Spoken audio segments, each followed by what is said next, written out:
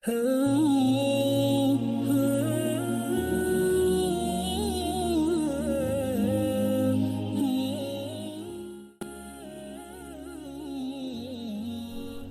Al-Kahf atau yang bermaksud gua, jika dikira mengikut bilangan perkataan di dalam Al-Quran, adalah surah yang berada di tengah-tengah Al-Quran. Surah ini adalah surah Makkiyah, mempunyai 110 ayat. Ibn Kathir dan Al-Tabarani memberitahu bahawa sebab surah Al-Kahf diturunkan adalah sebagai respon kepada pertanyaan-pertanyaan spesifik yang diajukan oleh kaum Quraisy untuk menguji Rasulullah sallallahu alaihi wasallam jika baginda betul-betul seorang rasul.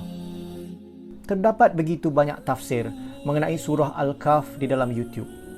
Video My Quran Notes kali ini akan mengambil pendekatan kepada ringkasan kandungan surah ini dan rujukan sirah serta ciri-ciri menariknya surah Al-Kahf ini. Kita mulakan. Konteks menarik surah Al-Kahf. Pertama, 3 soalan menguji kerasulan Nabi Muhammad sallallahu alaihi wasallam. Pada waktu itu, musyrikin Mekah memang hendak menguji Nabi Muhammad sallallahu alaihi wasallam sama ada baginda betul-betul rasul. Jadi, mereka hantar rombongan kepada pendeta Yahudi di Madinah kerana mereka berpendapat golongan Yahudi ini pandai dalam hal-hal mengenai kerasulan. Kerana inilah Nabi SAW ditanya 3 soalan. Jika baginda dapat menjawab 2 soalan dan tidak dapat menjawab salah satu soalan yang diajukan, maka baginda memang Nabi yang sebenarnya. 3 soalan yang ditanya adalah tentang: pertama, apakah kisah pemuda yang tinggal di dalam gua? Kedua, apakah itu roh? Dan ketiga, apakah yang anda tahu mengenai Zulkarnain? Allah seterusnya tunjukkan kebenaran dengan dijawab Rasulullah sallallahu alaihi wasallam melalui wahyu seperti apa yang tertulis di dalam surah ini. Kedua, kaitan surah Al-Isra dan Al-Kahf. Kaitan antara kedua-dua surah ke-17 dan ke-18 ini adalah seperti berikut. Surah Al-Kahf dan surah Al-Isra diturunkan dalam jangka waktu yang sama kepada Rasulullah sallallahu alaihi wasallam. Surah Al-Isra adalah tentang golongan Islam sebelum kita, iaitu golongan Bani Israel. Manakala surah Al-Kahf adalah tentang orang Islam seterusnya, iaitu umat Nabi Muhammad sallallahu alaihi wasallam. Surah Al-Isra diakhiri dengan menyuruh kita memuji Allah dengan lafaz Alhamdulillah. Manakala ayat pertama surah Al-Kahf bermula dengan lafaz Alhamdulillah. Jawapan-jawapan kepada 3 soalan yang ditanyakan orang Mekah kepada Rasulullah sallallahu alaihi wasallam untuk menguji kerasulan baginda ada dibahagikan ke dalam surah Al-Kahf dan surah Al-Isra. Ketiga, pengajaran kalimah insya-Allah berkisar surah ini.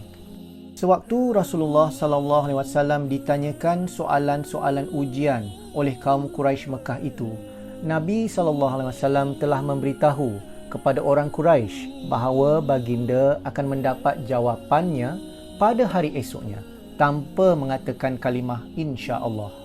Esoknya, Rasulullah sallallahu alaihi wasallam tidak dapat menjawab soalan-soalan ini kerana tiada wahyu lagi yang diterima daripada Allah. Jawapan kepada ketiga-tiga soalan ini hanya turun agak lama kemudian, iaitu selepas lebih kurang 15 hari. Rasulullah sallallahu alaihi wasallam terbukti manusia dan Allah menguji baginda sallallahu alaihi wasallam kerana tidak menyebut insya-Allah. Keempat, tema cerita-cerita surah. Surah Al-Kahf mempunyai 4 kisah yang bertemakan ujian duniawi. Kesemua 4 kisah di dalam surah Al-Kahf merupakan ujian-ujian seperti berikut. Pertama, ujian keimanan. Kedua, ujian penguasaan harta. Ketiga, ujian penguasaan ilmu dan yang gaib. Dan keempat, ujian pemilikan kuasa dan pentadbiran. Kelima, fadilat membaca surah. Seperti yang dinyatakan beberapa hadis, Surah ini jika dibaca akan melindungi kita daripada fitnah Dajjal. Terdapat juga hadis bahawa jika sesiapa membaca surah ini pada hari Jumaat, akan bersinar teranglah dari dirinya, bermula dari satu Jumaat tersebut sehingga Jumaat yang akan datang. Ada juga hadis lain menyatakan bahawa membaca surah ini pada hari Jumaat akan diampunkan semua dosa kecil mereka sehingga hari Jumaat yang berikutnya.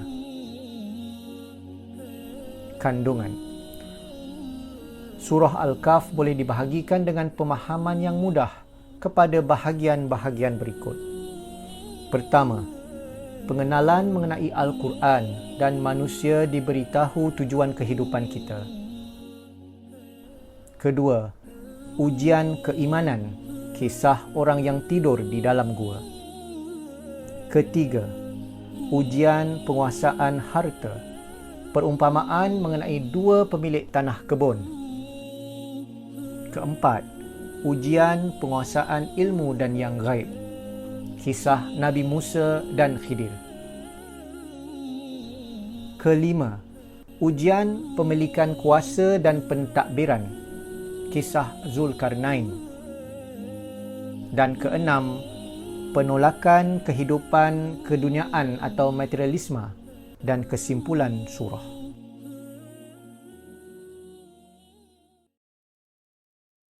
ولا تقولن لشيء إني فاعل ذلك غدا إلا أن يشاء الله واذكر ربك إذا نسيت وقل عسى أن يهديني ربي لأقرب من هذا رشدا